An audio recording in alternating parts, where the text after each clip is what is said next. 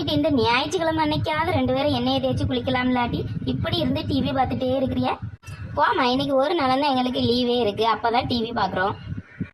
ஏம்மா தலைய பாரு, என்ன பியானு இடி பக்கத்துல இருக்க புள்ள ஒன்னைய பார்த்து சிரிக்காதா? இவ்வளவு பியானு இருக்கு, நீ சீப்பை வச்சு இழைச்சா என்னடி?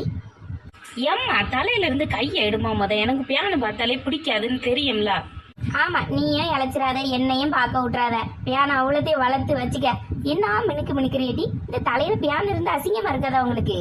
ஏம்மா நீ சும்மா இருபதுக்கு இதுக்குதான் உன் மடியில படுக்கவே கிடையாது.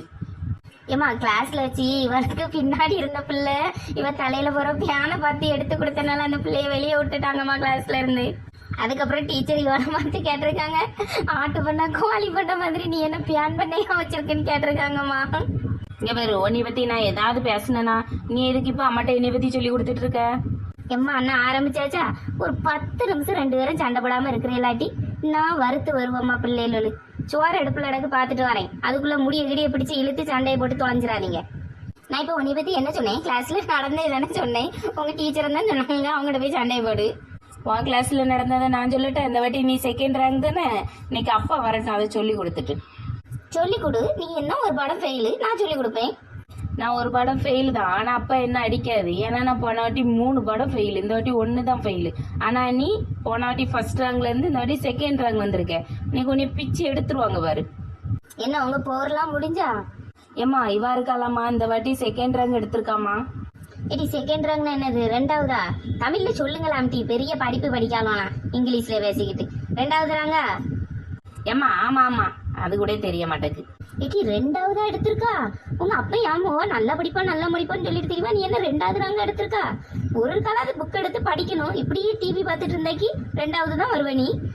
1300 ரூபா கொடுத்து ஒரு கிருஷ்ணகிரி வாங்கி கொடுத்தேன், அது போட்ட இடத்துலயே கிடக்கு. வேற நீங்க எங்க படிப்பிய? உங்களை நம்பி புக்கு எல்லாம் வாங்க வேண்டியதான். ஏமா என்னதம்மா கிருஷ்ணகிரியா? கிருஷ்ணகிரினா என்னதுமா?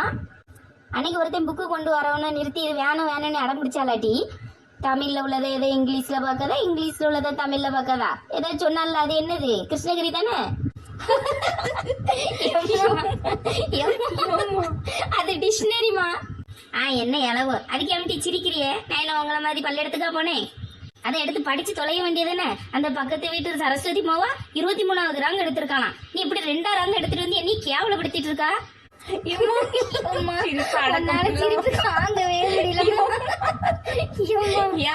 இப்படி இருக்க எதுக்கிட்டே சிரிக்கிறிய?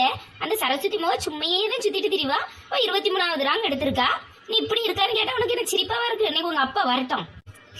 அம்மா 2 தாமா பெருசு, செகண்ட் ரேங்க் தாமா பெருசு. 23 எடுத்தாக்கி தங்கச்சி மாதிரி ஒன்னும் படிக்காத பிள்ளைமா. இங்க பாரு, என்ன இழுக்க வேலை வச்சுக்கிறத பத்துக்க. என்ன இளவு, நம்ம 4 எழுத்து படிக்கலன்னு இவ்வளவு சொல்லியதெல்லாம் கேட்க வேண்டியதா இருக்கு. 2 பெருசா? 2 23 தான் பெருசு. நீ நான் படிச்சிருக்கேன், இவ ஏதோ புதுசா 2 பெருசுங்க. யார்கிட்டயும் போய் சொல்லிட்டு நிக்காதம்மா. ஏம்மா நீ எத்தனை வரமா படிச்சிருக்க? இனி என்ன சுவாதிக்க வாட்டி செய்யறிய? 4 எழுத்து உங்களை படிக்க வச்சனால தானே எப்படி தப்பு கண்டுபிடிக்கிறிய?